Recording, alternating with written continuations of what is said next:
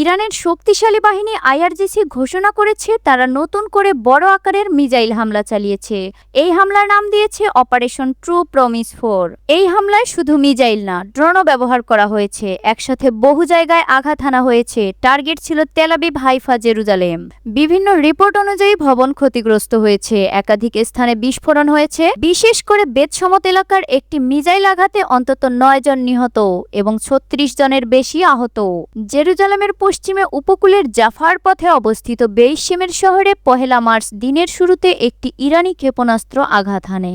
এই হামলায় কয়েকটি ভবন ক্ষতিগ্রস্ত হয়েছে, যার মধ্যে একটি ভবন সম্পূর্ণভাবে ধসে পড়েছে।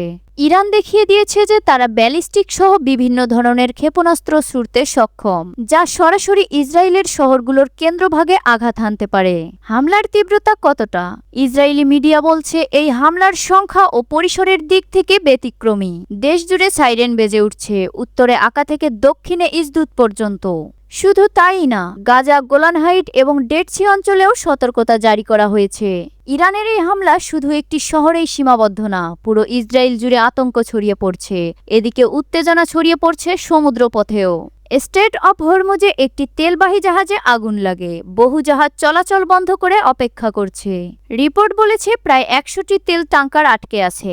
যুদ্ধ এখন শুধু ইসরায়েল ইরান নয়, এই সংঘাত এখন ছড়িয়ে পড়েছে পুরো অঞ্চলে। রিয়াদ, দুবাই ও দোহায় বিস্ফোরণের খবর এসেছে। বাহরাইনের মার্কিন ঘাঁটিও টার্গেট হয়েছে, এমনকি সাইপ্রাসের দিকেও মিসাইল যাওয়ার তথ্য পাওয়া গেছে। অর্থাৎ যুদ্ধ এখন বহু দেশে ছড়িয়ে পড়ার ঝুঁকিতে। যুক্তরাষ্ট্র ও ইসরায়েলের হামলার জবাবে ইরান পারস্য উপসাগরীয় অঞ্চলে কয়েকটি দেশে ক্ষেপণাস্ত্র ও ড্রোন হামলা চালাচ্ছে। যুক্তরাষ্ট্র, আরব আমিরাতের দুবাই ও আবুধাবির মতো শহর এবং কাতার ও বাহরাইনের মতো দেশগুলোর যেখানে মার্কিন সামরিক ঘাঁটি রয়েছে, সেখানেই হামলা চালাচ্ছে ইরান। এর ফলে নিরাপদ ও উন্মুক্ত হিসেবে দেশগুলোর দীর্ঘদিনের যে ভাবমূর্তি রয়েছে তা বড় ধরনের ধাক্কা খেয়েছে।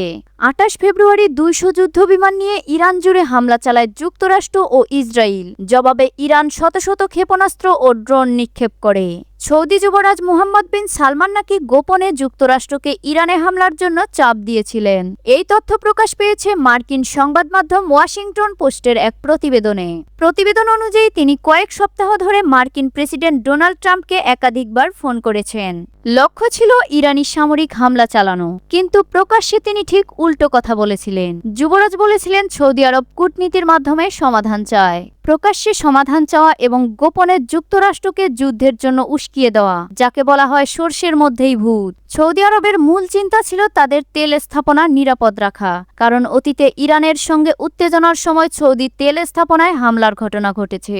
এসব কথা মাথায় রেখেই সৌদি আরব গোপনে যুক্তরাষ্ট্রকে যুদ্ধের জন্য উস্কিয়ে দেয়। এদিকে ইরান খেলছে এক মাইন্ড গেম। যুদ্ধের শুরুতেই ইরান তাদের সবচেয়ে নিচের স্তরের অস্ত্র ব্যবহার করছে। সময় যত যাবে তারা ব্যবহার করবে আরো শক্তিশালী মিসাইল। ইরান এমন অস্ত্র সামনে আনবে যা এখন পর্যন্ত গোপনে রাখা হয়েছে। মানে সহজভাবে এই যুদ্ধ এখনো পূর্ণ শক্তিতে শুরুই হয়নি। ইরান তাদের নিম্ন স্তরের মিসাইলগুলো দিয়েই আঘাত হানতে সক্ষম হচ্ছে। আমেরিকার প্রতিরক্ষা কি সত্যিই ব্যর্থ? আমেরিকার প্রতিরক্ষা ব্যবস্থা কি কাজ করছে? রিপোর্ট বলছে প্যাট্রিয়ট মিসাইল সিস্টেম কিছু ক্ষেত্রে ইরানের মিসাইল ঠেকাতে ব্যর্থ হয়েছে। কিছু ভিডিওতে দেখা গেছে অন্তত 3টি ইন্টারসেপ্টর মিসাইল লক্ষ্যভ্রষ্ট হয়েছে। সাধারণত একটি মিসাইল ঠেকাতে 2টি ইন্টারসেপ্টর ছাড়া হয়, কিন্তু এখানে 3টি ছাড়া হলেও টার্গেট মিস করেছে বলে দাবি করা হয়েছে। বাস্তব যুদ্ধের চাপ তত্ত্বের চেয়ে অনেক কঠিন এবং প্রতিরক্ষা ব্যবস্থা সবসময় সফল হয় না।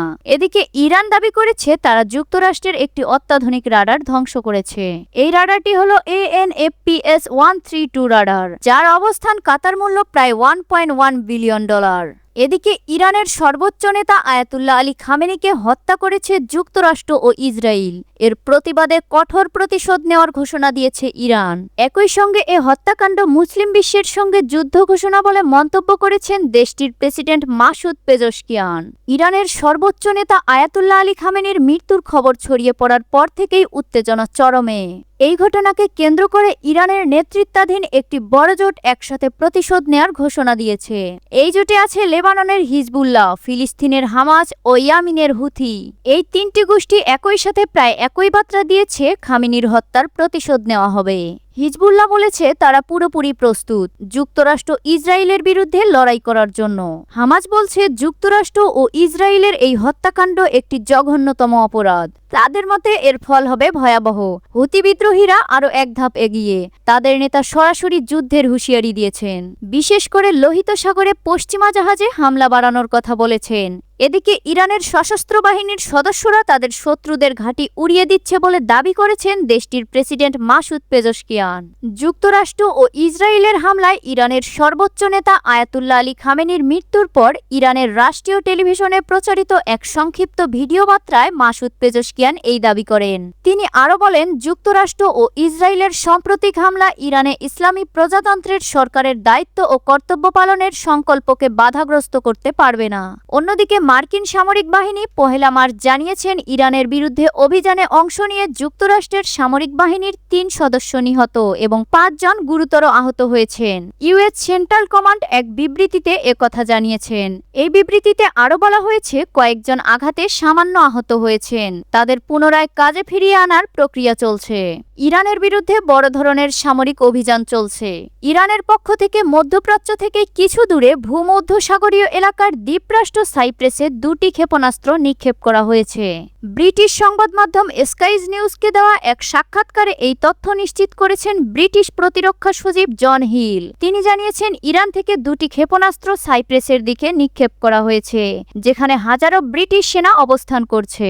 সর্বোচ্চ ধর্মীয় নেতার হত্যাকারীদের সাজা দেওয়া এবং ইসরায়েল ও যুক্তরাষ্ট্রের বিরুদ্ধে ইতিহাসের সবচেয়ে ভয়াবহ আক্রমণ চালানোর অঙ্গীকার করেছে আইআরজিসি।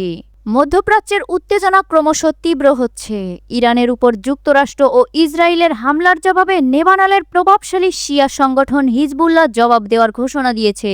হিজবুল্লাহ মহাসচিব নাইম কাশেম রবিবার এক বিবৃতিতে বলেন, আমরা সম্মান ও প্রতিরোধের ক্ষেত্র কখনোই ছাড়ব না। হিজবুল্লাহ লেবাননের একটি প্রভাবশালী রাজনৈতিক ও সশস্ত্র সংগঠন। তারা দেশটির সবচেয়ে শক্তিশালী সশস্ত্র বাহিনীর নিয়ন্ত্রণও হাতে রেখেছে। এদিকে ইরান হরমুজ প্রণালীর পাশে অবস্থিত। বিশ্বের প্রায় 20% তেল এই সংকীর্ণ জলপথ দিয়ে পরিবহন হয়। এই পথটি যদি ক্ষতিগ্রস্ত হয় তাহলে তেলের দাম সঙ্গে সঙ্গে বেড়ে যায়। তাই এই অঞ্চলের সামরিক অবস্থান সবসময় জ্বালানি রোডের সঙ্গে জড়িত। পারমাণবিক বিষয়টা হচ্ছে তাদের প্রচারণার ভয় সৃষ্টির হাতিয়ার, কিন্তু বাস্তব শক্তি আসলে তেল ও গ্যাসের নিয়ন্ত্রণে। বাস্তবে তেলের দাম ওঠানামায় বিশ্ব অর্থনীতিতে প্রকৃত প্রভাব ফেলছে। তেলের অস্থিরতায় সোনার দাম বেড়ে যায়, প্রতিরক্ষা খাতের শেয়ার উড়ন্ত হয়ে ওঠে। অর্থনীতিতে এই ঝুঁকি পরিচালিত হয় মূলত জ্বালানি দিয়ে। সুতরাং মধ্যপ্রাচ্যের সংঘাতে পারমাণবিক অস্ত্র শুধু একটা কারণ, আর তেল হচ্ছে মূল চাবিকাঠি। ক্ষেপণাস্ত্র ও ড্রোন যুদ্ধের আলো শুরু করে, কিন্তু তেল ও মুদ্রার স্থিতিশীলতা নির্ধারণ করে যুদ্ধের শেষ বিন্দু। ইরান ও ইসরায়েলের এই সংঘাত শেষ পর্যন্ত যুদ্ধে পরিণত হলো। এখন দেখার বিষয় এই যুদ্ধ কোথায় গিয়ে থামে।